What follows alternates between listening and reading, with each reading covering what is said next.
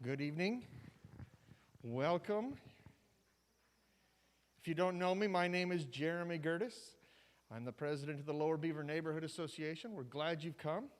I also happen to be the pastor of this church, so on behalf of both the Neighborhood Association and the church, welcome. We're glad you're here tonight. Our motto in the Neighborhood Association is that we want to make this a neighborhood that people want to call home. And a huge part of that is making sure that our neighborhood is safe. And a huge part of that is watching out for each other. And so tonight, as part of that, with our neighbors, we gather together to discuss how we can make sure that our neighborhood is going to stay safe. We had, about a month ago, an incident at Woodlawn Park that I'm sure most of you have probably heard about. Right about 3 o'clock in the afternoon, a bunch of people decided it was a good idea to start shooting at each other across the park. Never a good idea. I grew up hunting, and we were always told, don't do that kind of stuff. It seems like a fairly common sense sort of thing, you know. But apparently some people didn't get the message, so we want to make sure that stuff doesn't happen anymore. And so tonight we're hoping that we can come together, brainstorm a little bit, discuss what's actually going on, and maybe come up with some ideas on how we can stop this kind of stuff from happening in our neighborhood in the future. Sound good? I will tell you tonight we are live streaming on YouTube, and there is a link out there for people to watch. So if you would like to speak at any time, I'm going to invite you to come up and use one of the microphones. Please, that way the people online can hear what you're saying, that kind of a thing. So without further ado, I have asked Officer Trudy Polson to come and talk to us tonight about some statistics and give us a little assessment of what's going on in our neighborhood, and especially down by Woodlawn Park. Thank you, Jeremy. Like Jeremy said, my name is Trudy Paulson. I am the neighborhood officer up here, and I have five total neighborhoods to include this one. So if you're at the meetings, I'm at the meetings giving crime stats, things that go on throughout the neighborhood. When we start going back to our meetings. So you're going to have, either you have a front and back or 2 pages. So I did calls for service for 2019 to 2020 to date, or from April 20th, 2019 to April 20th, 2020. And that's actually going to be the second page. You will see there were 12 calls for service, and that can be any reason why we would be dispatched to the park. 1 case was generated. No arrests were made. You'll see a chart, like a graph, and in that you'll see the days of the week and then times next to it. And Thursdays between noon and 2 p.m. reflects the highest levels of calls to dispatch. And then on the front page, the first page, this is April 20th of last year until today. 45 calls for service, which is more than, it's about quadrupled the amount of calls. Four cases generated. Where I got the stats from, it showed 1 arrest, but I was talking to Sergeant Carney, who works over here on the west side. He said that there were 2 more arrests in the recent days that did not reflect on the stats where I had pulled them, and it's possible they just weren't in there yet. So we had Thursday for last year. Sundays between 8 p.m. and 10 p.m. reflect the highest level of calls to dispatch. And what you'll see to the left, it will show different categories of why we were out there. So you have traffic, alcohol offenses, accident citations, drug activity. So the reason why we would be dispatched out there. And at the bottom, you'll see there's 22 other at the bottom. And that can be animal calls, like if there's a stray. We have ARL is used through our dispatch. And so you're going to have miscellaneous calls like that that aren't really crime-related, along with if we have to, like when there was the shooting, if there's shell casings, we dispatch our CSI, so that would reflect in the other. So I was talking with Jeremy and kind of thinking about maybe why we're seeing the increase in the calls and the activity up there. And I think part of it may be, too, is that people are home and seeing the crimes and calling them in, whereas in the previous year, people were at work. People weren't, working from home, and so they weren't seeing the activity. So that could be part of it. And I am open to suggestions as far as like how you think that we can do a better job as the law enforcement aspect of it. I know that we have increased the extra patrol. And when I'm working, I work during the day typically, but I'll just go and sit up at the park. If I have paperwork to do, I'll just go up there, and there's been a couple times where people are pulling in, they see me, and they turn around. So the deterrence aspect of it. And maybe they just wanted to turn around. I don't know. And then I know that Sergeant Brady Carney, he is the supervisor in charge of the patrol officers in this area, and he's well aware of the activity that is going on up there. And I know that he's passed on the information to do some extra patrol paperwork up there, like just for the deterrence. So that is what I have to report, and I am open to whatever you guys have for suggestions that myself or Sergeant Brady and his troops can do to make it a safer place. So if I will leave it to anyone who might have questions or any suggestions. Yes, ma'am.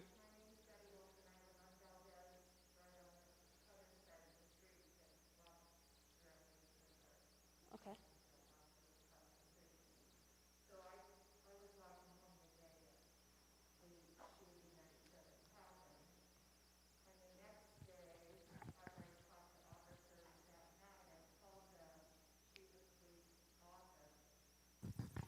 Talked with a lieutenant, I can't remember his name, but he had told me that we could maybe put a camera up. There are police cameras. There was some signage that the police could put up. I'm not sure about the signage. Do you know about the signage? I do know. I know the cameras. Here.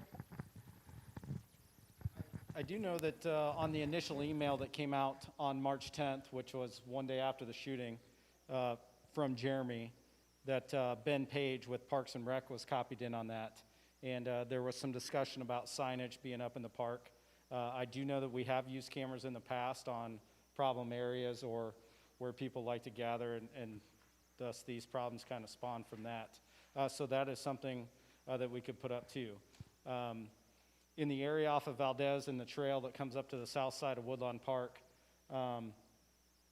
we'd have to look, generally speaking, the cameras run off of electrical service. So we need something to attach that to power the cameras. And so sometimes we're limited in placement on where we can put those cameras.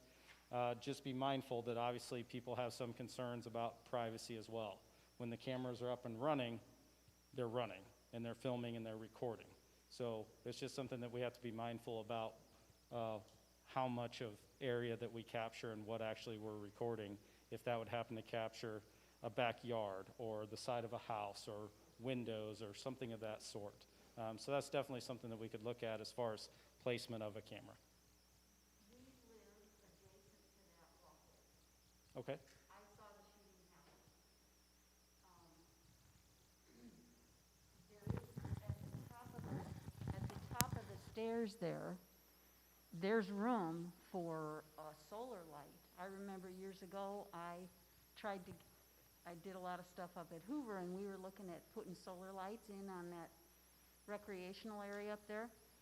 And it's not terribly expensive to have a solar light up there, and I'm sure you could attach a camera to that. Certainly. One of the other neighbors is concerned that the lights shine out into the park. I know when I walk across the park, which I do every day, if it's dark, it's really dark right there. And I've gone back and forth about what's a good idea, because do you encourage a lot of activity up there if you put a light up there where it's usually kind of dark? So but I do think at this point we do need light, we do need a camera, and I think you could do it with a solar light. And those are not cost prohibitive. As well as, we got electricity at our houses, so somebody could work something out. Certainly. We can get with our Intel unit. They're the ones who are generally in charge of the cameras and put those up, and see if we can find a spot where that might work. And I think the additional lighting is a good idea as well. I'm Claudia Frame, and in my house, I have a stone porch. I don't need a microphone. Okay, that's good. My backyard faces the park too. And for the longest time, I've been taking my grandson to the park. And every time I stop going to the park with my grandson because I have been seeing a lot of drug activity for the longest time. Maybe even 2 months ago, I was walking by during the day to the parking lot, and a woman parking there, they exchanged something with the guy, and bye. And that was in front of us. It's been very, very concerning. I don't know exactly what the solution. Obviously, we would like to have cops there all the time. But we know that we cannot have it. But a camera will be a really good idea. And again, I think there's a lot of kids around in this area, so we definitely need to do something. From the camera aspect, what are your thoughts as far as the most activity or the most beneficial to have the walkway on the south side of the park be captured under footage, or the parking lot on the north side of the park?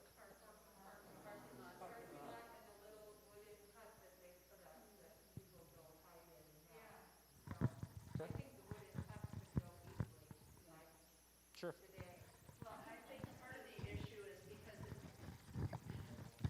I think part of the issue is because it is such a secluded park as far as being able to patrol it. You can't drive through.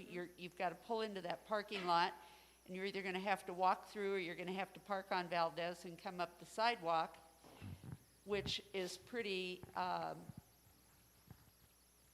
quiet. Yeah, you can't see because we both have privacy fences, and I've actually put up the green mesh netting like you see on tennis courts and things, because I don't want my dogs interacting with the people in the park or people sticking their hands through.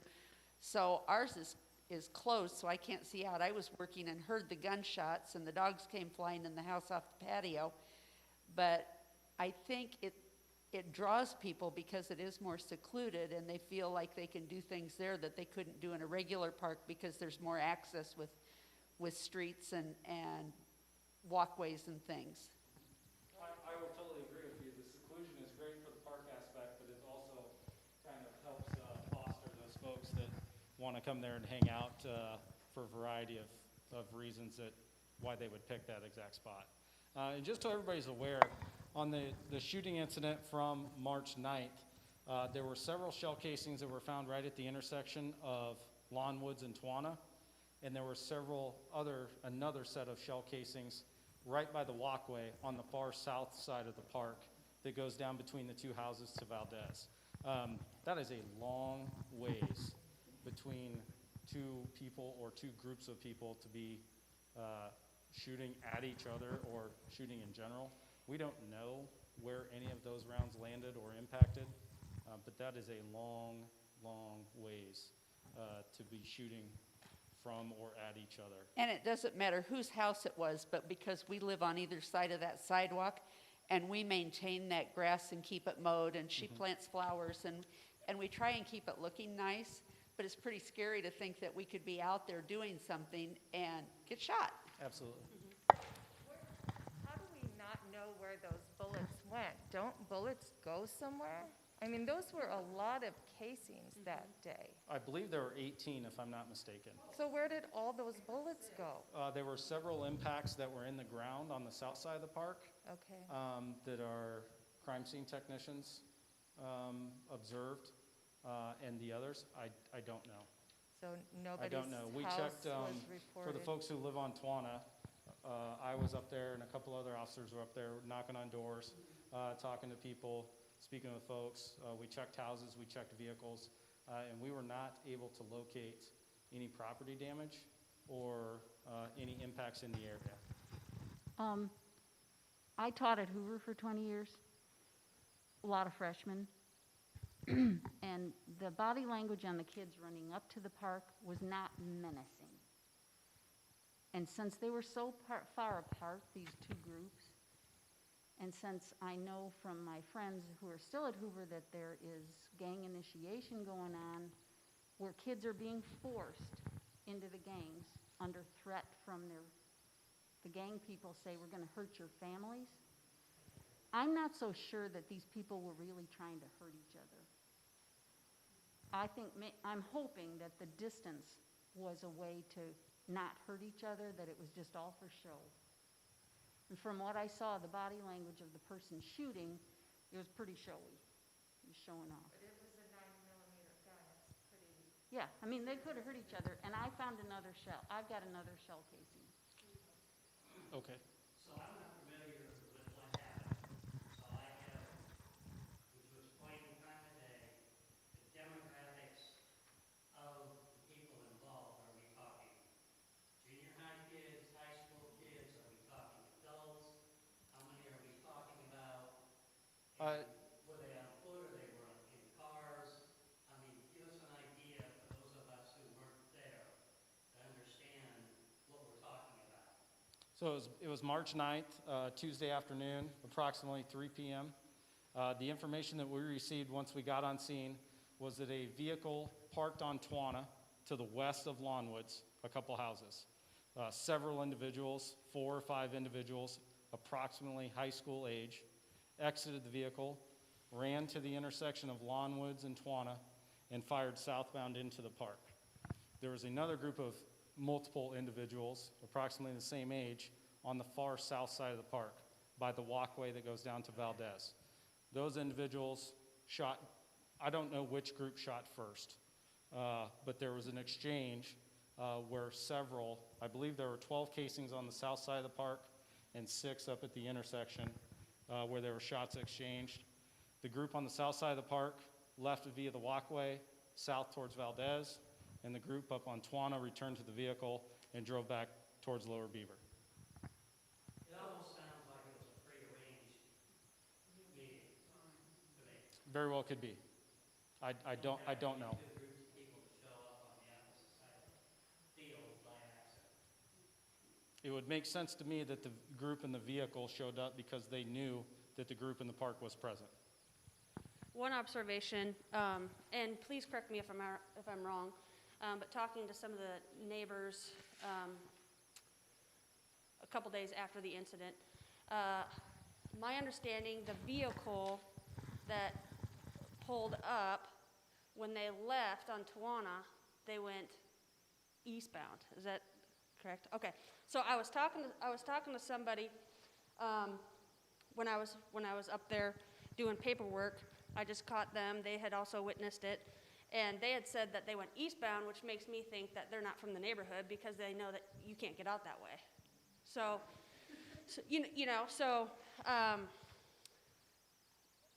and that's just my assumption that they're probably not from the neighborhood because they don't know the roads to get out. We really don't know where those kids came from. We know they went to school, because school did get out until 3:30 that day. And they looked school age, but we don't have SROs anymore. So a person I talked to at Meredith the next day was really concerned that she'd heard nothing about it.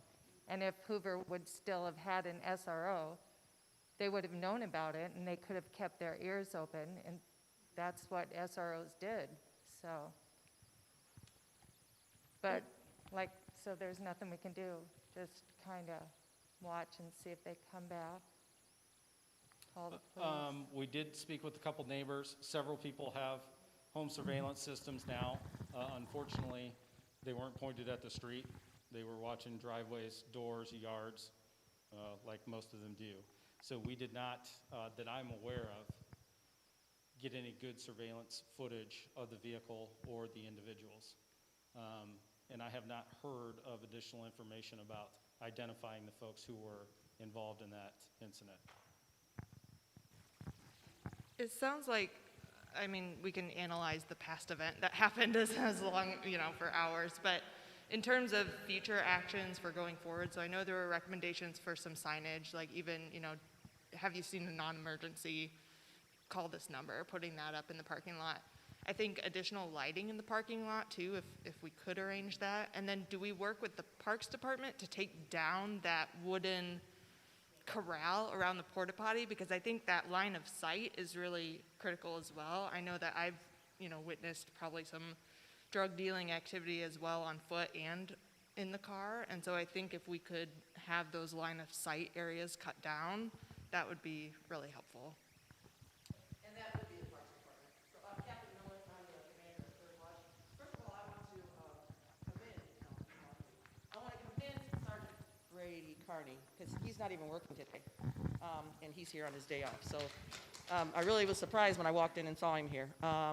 And I'm gonna let you know, you got one of the best neighborhood officers that we have with Trudy. So, but yeah, the parks will deal with that, help you with signage. If you think there's something obstructing vision, they'll help with that. Lighting as well, because those are city parks. So, if you could solicit them to get some additional lighting in the park, that would be where you want to do that from. Hello, my name is Austin Kasser. I'm with Parks and Rec, recreation supervisor. I oversee all of the aquatics, but also I'm a liaison for you guys. So a couple of things that I've taken or jotted down was removing those and inviting signage, so we can definitely pass that on and see what we can do. Some other non-traditional ideas that have been passed along. I know that we talked about maybe programming out there.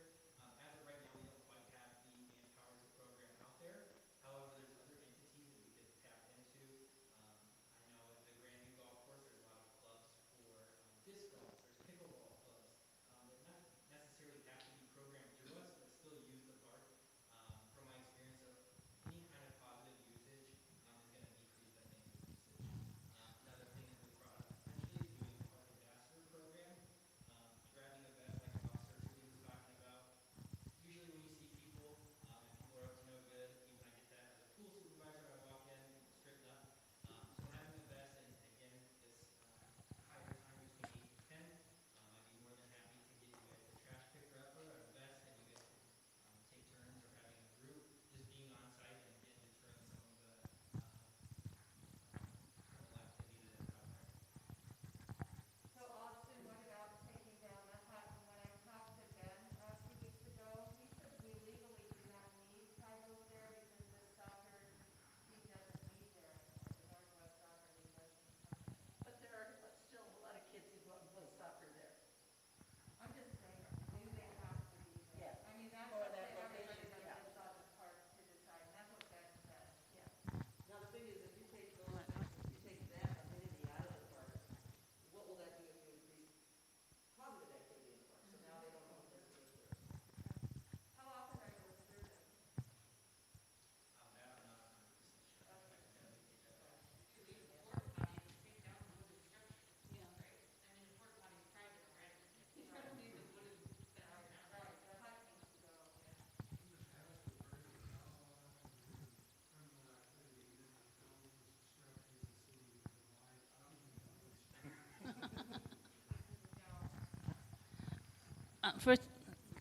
First of all, I'd like to commend you on getting most of the trees and things out so it's more visible in there.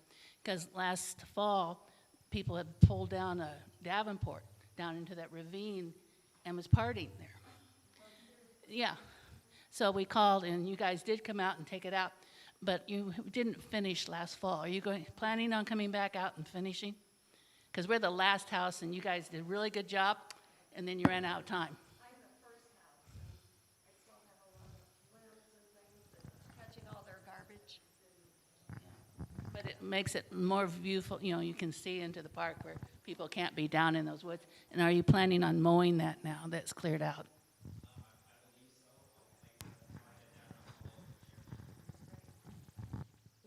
One other thing, we have Park Patrol, that Parks hires patrol, a two-man unit, to filter through different parks on the west side of town, and then we have one on the east side of town. And I think, Bill, was there issues, was it 2 summers ago, where you had asked Ben Page if he would put that park on the list? Okay. Absolutely. So, That's not a tough issue. right. You know, it all comes down to funding, and I'll bend some arms to get it done. Yeah, so we have. Thank you, Jeremy. We have. So, starting here shortly, we're going to have patrol officers patrolling the parks Friday, Saturday, and Sunday from 4 to 10. So that'll be coming up, and then maybe we could talk to Austin or Ben and see if we can get that put on the list for patrol. Another suggestion is to maybe put motion-sensitive lights or whatever in that parking lot, so at night when people come and pull in there, the light turns on. And I was a drug dealer, I wouldn't be out there trying to do something under the lights. And that might be an easy fix. You said something about signs, and my son lives in Cleveland, and he said they have signage that says what the fine will be, and then there's a camera here. And do parks close? Like some parks, do they close at 10:30? Because I don't see it posted. And that's when the fireworks happen, like at 1 in the morning? Oh, yeah, that park is notorious for having people there at all hours of the night, fireworks going off and music blasting. A couple of years ago, when we were having a lot of issues at other parks, we enforced park hours at sunset. I can check to make sure that that still is the case, but that's when we were enforcing and clearing out other parks that were having a lot of issues a few years ago. And that was sunset, and we would check with dispatch each night before we went and cleared the park to get the official sunset time. And when it was time, we would start warning people that they had to leave the park. And from that time on, then you could no longer be there. So I don't think it's a sunset anymore. Austin, are you familiar with the time? I want to say it's a 10 or a 10:30. Yeah, it's not a sunset anymore. It is 10 p.m. or 10:30? Okay.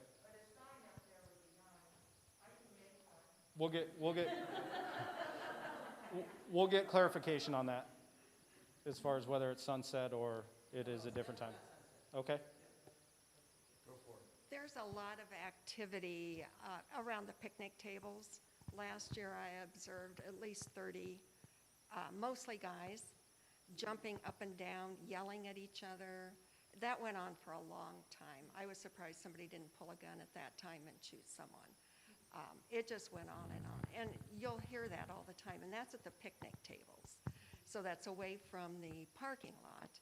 So that's at least halfway down the park. So, and they run around, and some of them are driving their cars through that back area. I know within the last month, we've had a few calls for service where people have pulled their vehicles out near the courts or near the gazebo, and they've had the music blasting, and Right. and we've walked And out that there happens and asked them. every weekend last summer, and Okay. they'd be out on those picnic tables. So far, we haven't had any issues when we've addressed those folks. When we received the calls, asked them, and they've obviously pulled their vehicles back to the parking lot. But that does seem to be a popular idea for whatever reason. Once the time is up for the end of the day, 10 or 10:30, whatever it is, and you've asked people to leave, will you be coming back to double check and make sure people have left and haven't recongregated after they've been told to leave because there really isn't any way to know if they're coming back unless somebody comes in and checks. That's something that we can make sure does happen, just so people are aware. I think it's public knowledge. I don't know if everybody's aware of it or not, but our shifts come to an end at 11 p.m. And so the midnight patrol shift comes on at 9 p.m., so there is some overlap. But we could relay that to them if we have cleared the park and it's empty, and to have them check it as well. One of the great things at that park is the community garden. There's, I don't know if it's 30, there's a lot of plots up there, and there's a lot of refugee families up there. It's really a beautiful thing to watch. I would hate to see that diminish because people are afraid to come to the park. It's awesome, and that's a lot of people up there. But I don't know if I see as many kids playing on the equipment as I used to. Okay.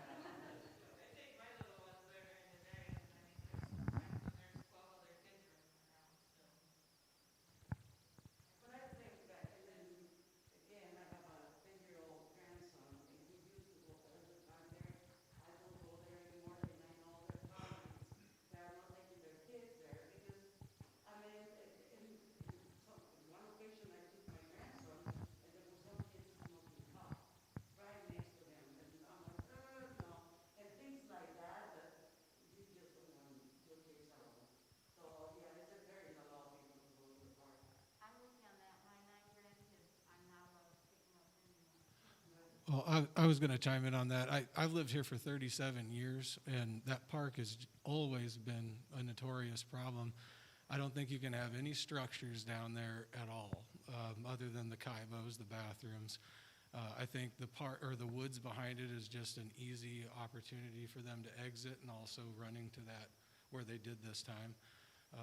This time doesn't need to be analyzed anymore, in my opinion, but it's just a constant problem down there. If you go down to the end of the street at night and you look down there, it's dark.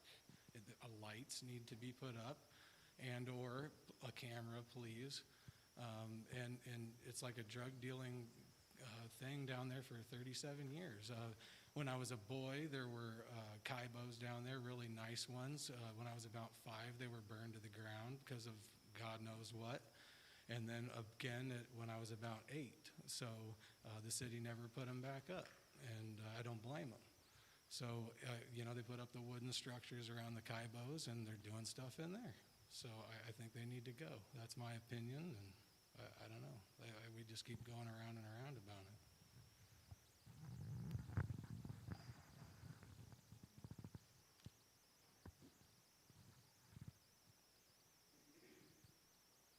Anybody else want to chime in?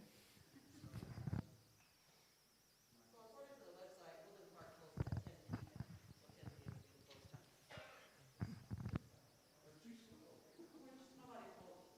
I have known you because every weekend now, with the weather getting better, hopefully, not too late, but with the weather is at least every weekend, we have people over there, I mean, on the party, every weekend, for sure.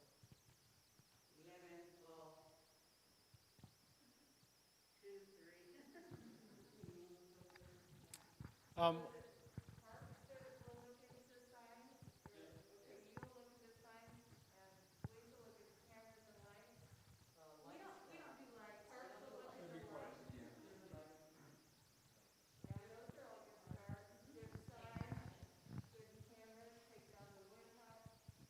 So that everybody's hearing this online, we're talking about cameras for the cops, the police department. We're talking about lights for parks, and maybe removing that wooden structure around the kaibos, and signs as well to say when the park closes and, you better be out of here. The neighborhood association is working to put together some other activities that would draw people into the park, which would be a legitimate activity, and hopefully increased traffic will help that.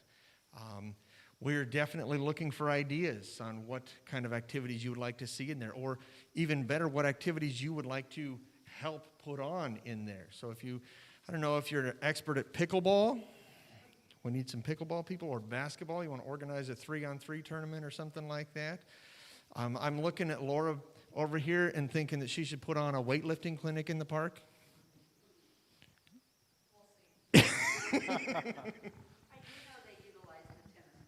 Yes, yes, definitely. The tennis courts, the basketball courts, all of that stuff should be utilized as much as possible. And if there's any way that we can encourage that, that's what we want to do as a neighborhood association. More play equipment?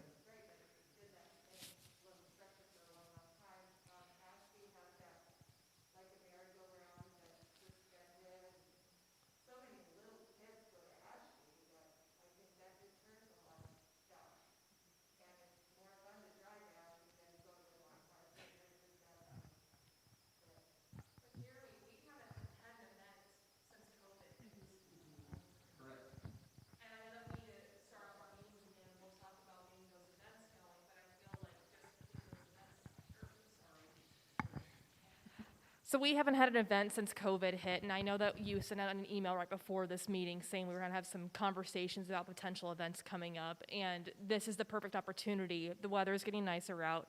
Let's start doing those events outdoors. Let's continue to be safe through these trying times, and we'll, hit both, two birds with one stone. I'm all in.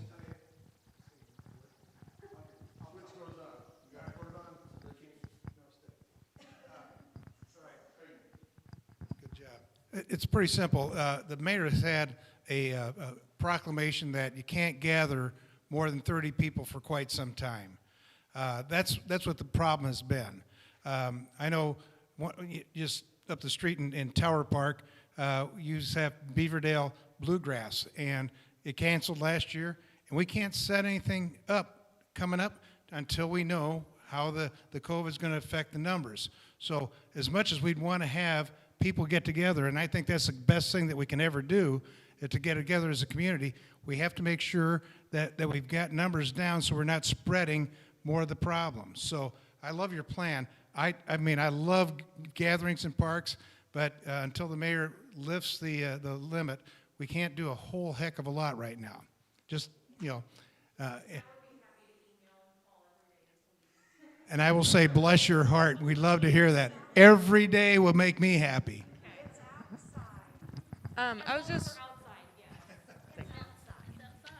I know that park funds can be very limited. Can we open up a designated fund and people could donate to purchase things like these lights and signs and stuff? Yeah, so I think the neighborhood association can pair up with the Friends of Des Moines.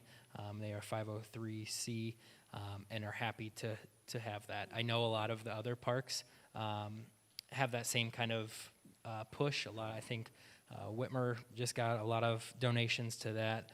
So those go a long ways, absolutely. And I think one other thing, we're trending towards that proclamation of being lifted. It is 30 outside right now. And I think they're shooting closer to May. Hopefully we'll have something out and about for that. 2 weeks.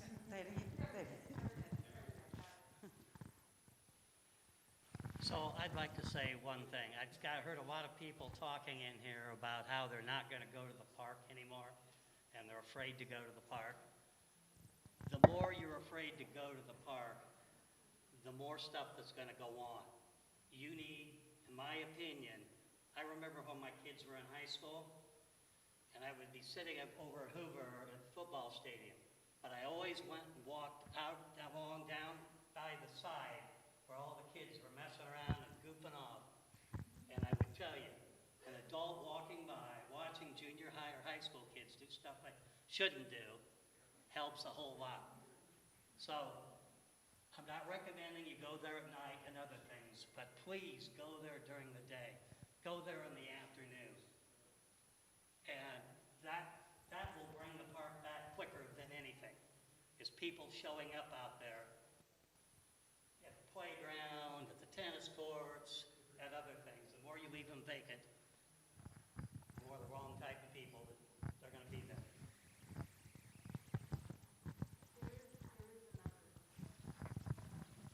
there's another thing that needs to happen.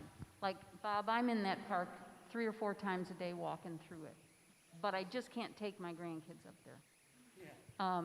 But we're not talking about the issue of the kids that caused this whole consternation. And I know that's no longer in your purview. You've sort of been kicked out of the schools.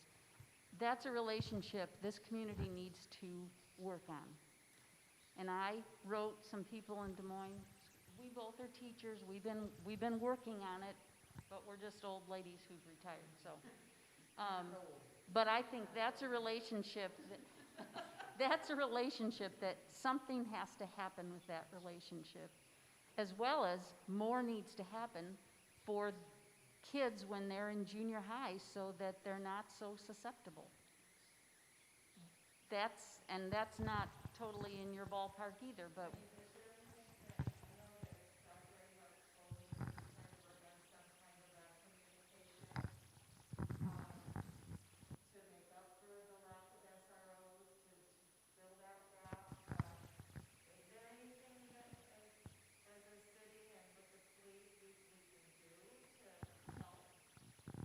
So I'm going to tell you, we appreciate you being advocates for the police department and wanting SROs in the schools.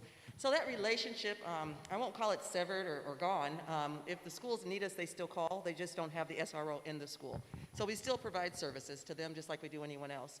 I don't know, but if you, whatever you want to advocate for, do what you think. But there's not a complete breakdown in a relationship there. Okay. Right.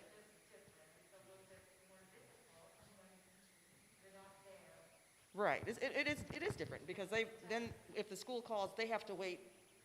Now there's not an officer right there in the school, so they'll have to wait until an officer can get there. And it's more than that. It's more than that because when kids would tell us stuff on a grade, we could tell a counselor, we could tell a vice principal, we could tell somebody who would get the SRO involved without a lot of kids knowing that the SRO was involved. And so things could get taken care of before they turned into a shootout. So I can appreciate that more than you probably realize. I used to supervise the school resource officer, so I was over that unit for a while. And it's about relationships. It really is about relationships. SROs built fabulous relationships in the schools. As a matter of fact, your neighborhood officer was an SRO. And so they build unbelievable relationships. I mean, if you ask Trudy, we could go somewhere right now, and students that went to East High School, which is where she was an SRO, that relationship is still there. So, yeah, it's about the relationship, and that component is missing because the officer is not in the school. So. If I can say something now that you're talking about these kids, because we're talking about mainly kids that are getting involved in gangs and being influenced in a negative way.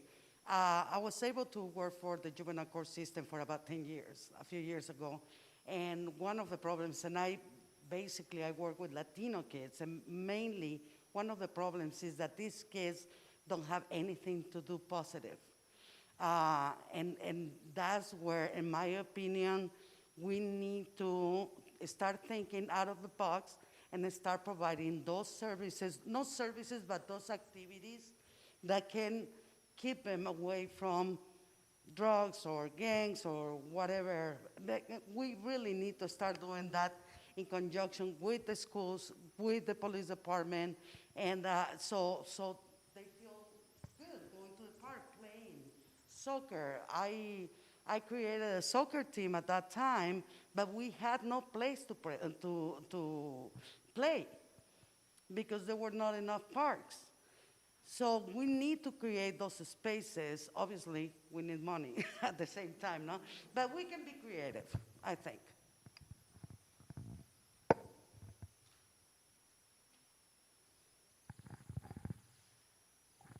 Do you guys have anything else you want to say? Real quick, can you give us an honest assessment? I was just assigned to this part of town March 8th, so literally the second day was coming just few blocks up the street. I hope you have noticed more of a presence in the last month. of police cars at least driving through the area, cruising the side streets, not just up Lower Beaver and down Madison and back out of the neighborhood, but specifically the apartments up here, Tawana, the park, Valdez Court. That seems to be where, at least when I'm up here, getting flagged down. Some people are very grateful, and other people are you lost, and why are you on my street? To which is fine.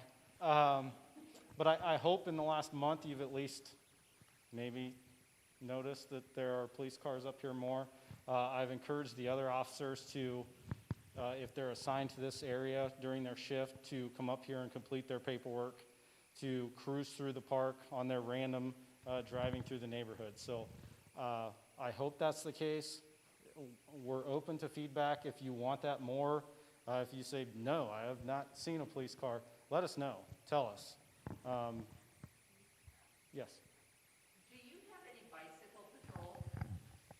I know I used to live in Perry a long time ago, and they actually had officers that did a lot of things on bikes. And I just wondered if maybe if you had officers with bikes that could actually go into the park and maybe patrol within the park and not just make the loop with the car, if that might have some impact? That is not something that we currently have. I know there was a young lady who lives right on the corner of Lawn Woods and Tawana with the wood fence around the property.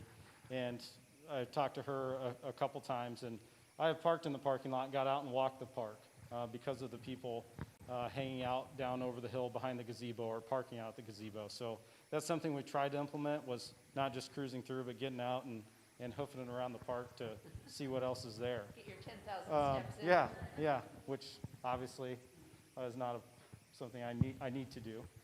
But that's something we tried to do, is to not just cruise through and leave, is get out, walk around, and be more visible. So we do have bike patrol, but typically is special events and in the downtown area because they're so close to the station in that area. Outside in the neighborhoods, it would be extremely difficult for an officer to be able to be on a bike and then have to respond to another call because they're however many yards away from their vehicle. So that's why we don't do the bike patrol as much here outside the downtown area. And I only think probably there's a couple officers that ride the bikes in the downtown area. But we do have a bike patrol, but not a patrol that's dedicated specifically just to bicycles. I just didn't know if they had something like they could put on the back of an SUV or something and maybe just take a cruise through a park and then be able to take off again with the vehicle. In a perfect world, probably yes, but in our world, no. Because now there's another expense to the city, so now we've got to purchase bikes, bike racks. Got to get officers in shape more so maybe to ride a bike too, right? Who is? Where did he go? Oh, he's right there. Huh? Are you seeing police cars enough? Yeah, I've Yes, seen it. no. Well, there's still the cars that do the things in the parking lot, so, when you do see the cars doing the things that you think they're doing, because you really don't know what they're doing in the parking lot, would it be best to call, is it 283-4811? I Yes. think I have that memorized. And really, we can all call. The more we all call, the more you all come, the less maybe they'll think it's a good place for them to come. So it's best to call that number, not 911, unless it's, unless it's March 9th. Right.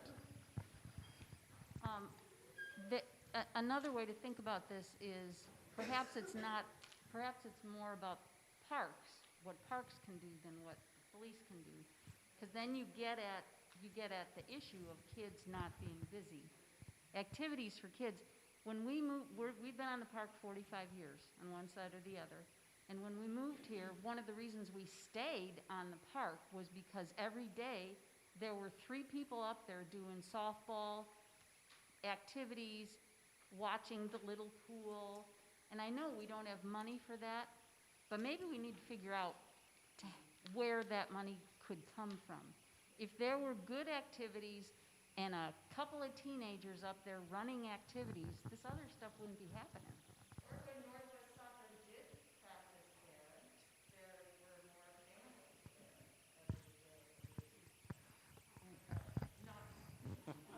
So having positive activities in the park, sponsored by Park District, would require some money, but wouldn't require the police unless there was some problem, but the problems would be diminished.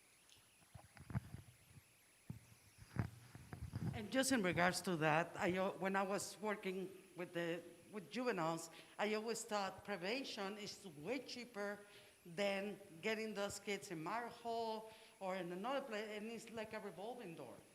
And I mean, it's expensive for society in general, obviously, but I don't think the authorities see that. I don't think they see it, because at that time, and that was a few years back, I asked for money for teams, for different things, and nobody responded. So I don't know how we can make others see that. I don't know. But it is important. I think we're talking about kids at the end of the day. Now, one thing, if you want to put a camera on my treehouse down the park, I pay the electric bills. I'm just saying.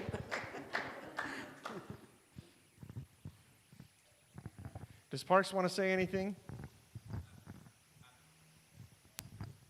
So I've definitely heard all of your concerns, and like I said, I've got notes here, so I'll pass that on to Ben and Ron Ward, who's our Parks Director as well, and see if we can make any of those work and make that happen. So signage, and we talked about the hut and lights, all of that. So I'd be happy to pass that on.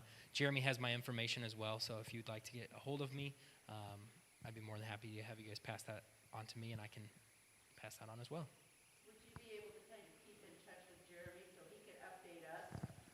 Yes, we'll keep in touch with him, for sure.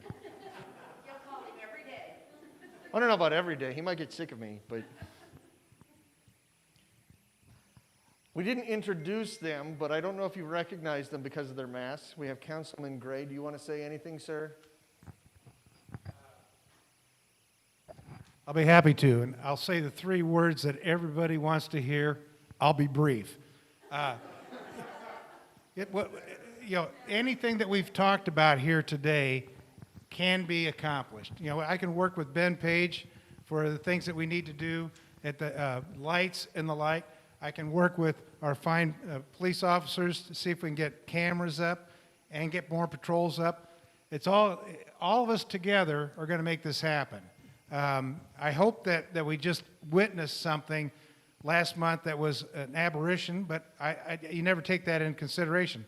As you look through a lot of the parks in the city, and the ones I keep close in contact with are Ward 1, we kind of have, anytime you have a park and it's open and you got parking, there's going to be illegal activity. It just seems to be a magnet for everything. So we need to make sure that when we get these things put together, all of the neighbors take a look around, because you guys, all of us here, are the eyes and ears for our Des Moines Police Department. They can come out and do a lot of things when they know that something's going on. So don't be afraid. If you feel that it's not an emergency, there's another number you can use, 283-4811, but if you dial 911, it doesn't really make any difference. We take all those calls all the same. So make sure that our area is safe. If you see something that doesn't look right, it probably isn't right. Make sure you call in and just get it. For us to dispatch, we got the police already out there. Always remember, it doesn't cost us any more. Just give a call, say something doesn't look right here, and let's make this thing right. I talked to forestry. They got rid of those bushes back there where people could hide behind. So things are getting better as we go along. But it takes all of us to make this thing happen. So don't be afraid to call somebody. Don't be afraid to call me. Email me. I'll always say Jeremy first, but So all I'm saying is that let's make this thing happen. We're all a community here. We want to make this safe. We want to have kids there. We want to have grandkids there. My grandkids love to go to the parks. So don't miss an opportunity. Don't sit back and watch things being taken over by people that don't live around here. We're the community. We make things happen in here, and this is going to be a safe place. That's why we all live around here. So those are my thoughts, Jeremy. Thank you for being brief. So I want to introduce Supervisor Connolly. Did you want to say anything, ma'am? You're good? She says thank you. Senator Peterson, would you like to say anything? I'll use the microphone because I'm hard of hearing and masks make it so hard to hear people. So thank you to the Des Moines Police Department for being here. Thank you to Parks and Rec and our city council and Angela Conley.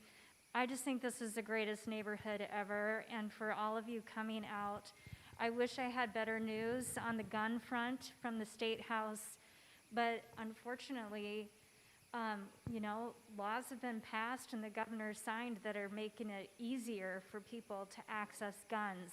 And so it's going to take all of us working together to try and keep our neighborhoods safe.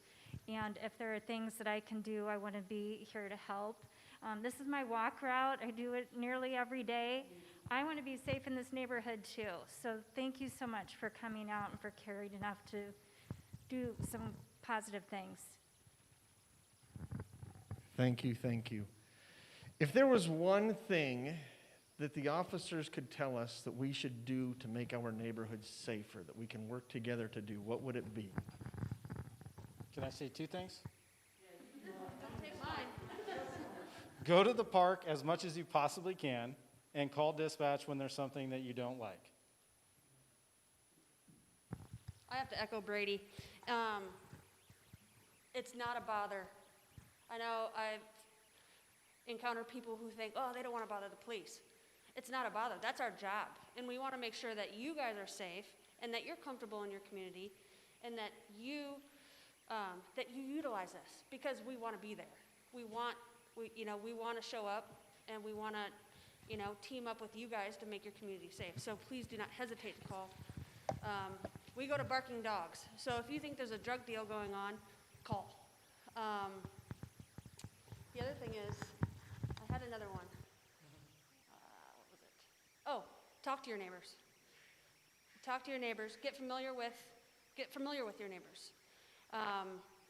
And then also, here's a plug. The police department we have I guess it's like a database for cameras. So maybe you didn't know about the crime, but if you had cameras and we had a list of your address and your contact information, even though you didn't know that crime happened, we would come to you and ask you permission to see your camera footage to help solve the crimes in the neighborhood. So, and you can, I think that's on the city website. I believe, or maybe on the department website. Yeah, department website. It's for like your Ring cameras, those that have like a ring or, something that faces the street. Those are there for that assistance. So, and like Trudy said, you may not recognize that something happened, but if you log or share your address and say that you're willing to share the video, then when we canvass the neighborhood, we know which neighbors to come to if something were to happen. So. And that's what happened with me this time with the shooting. They came to my house and we were able to give them the video, and we saw the car because we logged into that long time ago. And with that said, we don't have access by signing up with the program. It's basically just giving us information that you have cameras, and then we would ask you to share that. So we're not by any means like hacking into cameras or anything like that. That was some concerns at some other meetings, but no. It's just letting us know that you have those, and then we are able to come to you and ask you to share that. And just what the sergeant and Trudy said, and Councilman Gray, so yes, we're available. Now we have dispatchers that are designated for 911 and designated for the 283-4811. So the non-urgent calls need to come to that 283-4811 because we don't want to tie up that 911 line and then have an urgent call can't get through because we're talking about whatever else there may be. So just make sure that we're using that 283-4811 unless it's an urgent call. If it needs a 911, then you dial 911. and then we're there. But they do prioritize the calls, and so we just need to make sure we leave that 911 designated for 911 calls. Our communications people will be extremely upset with me.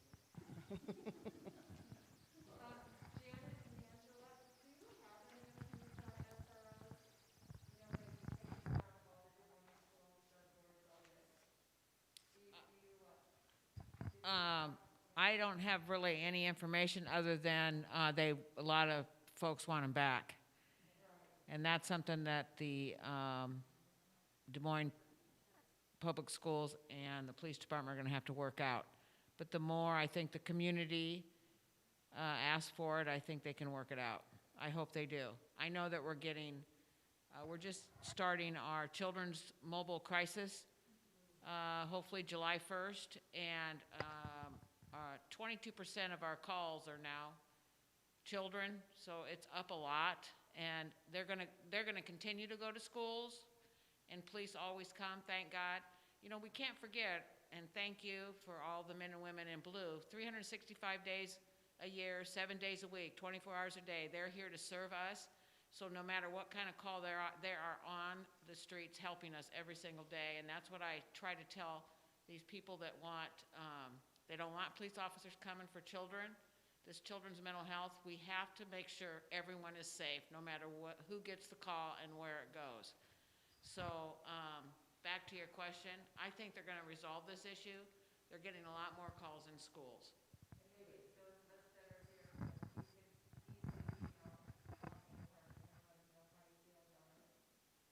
Not only AHART, also I think Des Moines Police Department.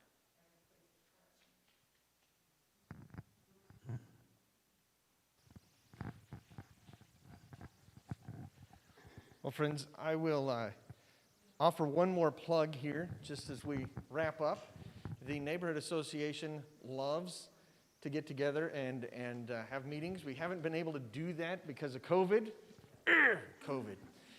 But we are hoping to be able to do that very soon because we're expecting COVID to be gone with the vaccine, right? Yep. Yeah? Right.